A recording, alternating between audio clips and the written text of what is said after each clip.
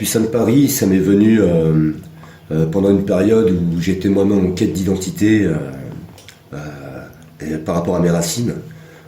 J'ai entamé des recherches pour retrouver ma famille d'origine et c'est là que m'est venue l'idée d'écrire un spectacle sur l'adoption. Alors ces interrogations sur l'adoption, je pense qu'elles sont communes à tous les enfants adoptés.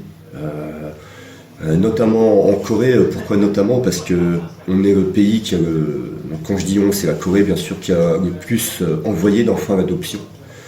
On est 200 000 enfants coréens dans le monde.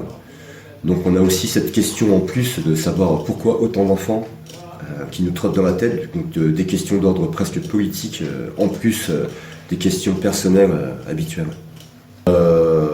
Je reconnais que je suis particulièrement l'actualité locale de Busan, la ville d'où je viens. Alors c'est pas très compliqué parce que c'est quand même la deuxième ville du pays, donc il y a beaucoup d'infos qui circulent, mais c'est vrai que depuis toujours, par exemple, je suis passionné de sport. Quand il y a France-Corée au foot, je vais être pour la Corée. Ça a toujours été comme ça. Alors pour mes enfants, ça reste de la curiosité pour l'instant. J'ai donc 3 enfants de 14 ans, 12 ans et 9 ans. Ça reste de la curiosité de savoir pourquoi leur papa est en France et pourquoi il a un autre nom sur sa carte d'identité qui n'est pas français. Enfin, mais ils n'en souffrent pas du tout dans la vie de tous les jours en tout cas. Est-ce que c'est parce qu'ils sont moins typés? Est-ce que ce sont des enfants en métis? Est-ce que c'est parce que ça, je ne saurais pas dire, mais ça reste vraiment de la curiosité. Donc ce que je leur transmets moi, je réponds à leurs questions bien sûr, mais ils sont très détachés de ma quête d'identité. Je pense aussi qu'il y a beaucoup de... Enfin, c'est pas, non pas inconsciemment, je crois, il y a quand même beaucoup de pudeur aussi, de vouloir me laisser mon petit monde, quoi. Ils voient bien que il y a la vie de papa avec personnel qui gère, et ils ont des questions dessus, hein, mais plus d'ordre général. Le métissage de mes enfants, je pense qu'il y a des questions qui sont propres à ça, en ce qui les concerne, elles ne sont pas propres à mon adoption.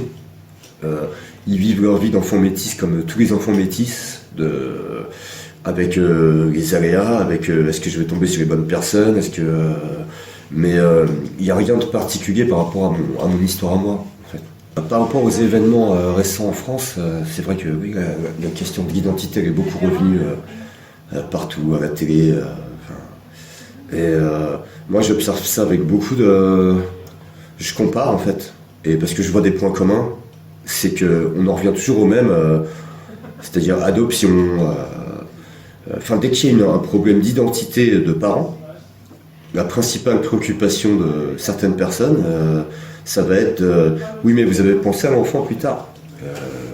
Est-ce qu'il va retrouver son père, s'il va retrouver sa mère, s'il va retrouver ses origines, vous privez de ça, ou d'autres à l'inverse qui disent mais non, il y a accès, oui mais comment on va lui expliquer qu'il a 2 mamans, mais comment... mais finalement on en revient toujours au même, c'est-à-dire que on se refuse à laisser la liberté de faire aux gens concernés, c'est-à-dire les enfants. C'est-à-dire que certains enfants n'auront pas envie de connaître, et il ne faut surtout pas les encourager à le faire. Et certains enfants auront envie de connaître, et eux, il faut les aider. Et c'est toujours ces questions qui reviennent, quel que soit le sujet finalement. Sur la quête d'identité, c'est constamment ça. Mais c'est toujours les mêmes problèmes qui en découlent, quoi, de toute façon.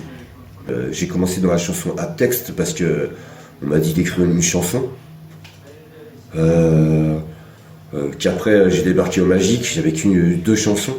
Et j'ai vu dans quel monde j'étais, que pour plaire à Marc Cavet et à ce petit monde et être accepté, je me suis mis à m'inspirer du type qui y faisait, quoi, tout simplement, mais j'ai pas choisi la chanson à texte par goût, j'ai pas choisi par éducation, encore moins, ça m'est vraiment venu comme ça. Ça aurait vraiment pu être, j'adore la chanson à texte, mais ça aurait pu être vraiment du jazz ou du rock, vraiment. D'ailleurs, j'adorerais changer, avoir une carrière de jazz ou rock ou rap, j'adorerais, hein. Donc tu vois, la chanson, je sais pas, à chaque fois j'invente des trucs, tu vois. Mais, tu vois, la vérité, moi, c'est que mes chansons au début, comme j'en connaissais pas, pour m'inspirer, comment j'ai écrit mes chansons, je me suis inspiré des génériques de dessins animés. Les amis d'un jour, c'était en regardant Pékin Express. Enfin, tu vois, j'ai des raisons vraiment qui sont pas forcément avouables si t'es sincère, quoi. Puissane Paris, c'est un spectacle qui permet de se reconnecter en fait à des choses non pas qu'on ait oubliées qu'on ait pu, mais qui inconsciemment nous touchent tous parce qu'on a tous été parents et enfants, ou les deux, avec des émotions particulières. Quand on ressent ça, quand on se sent enfant de quelqu'un, quand on se sent parent de quelqu'un, et Puissane Paris, c'est vraiment revenir à ces émotions-là et s'en souvenir après pour un petit temps jusqu'à la prochaine, quoi. Mais c'est vraiment ça qui ressort moi de ce que les gens m'ont dit, quoi.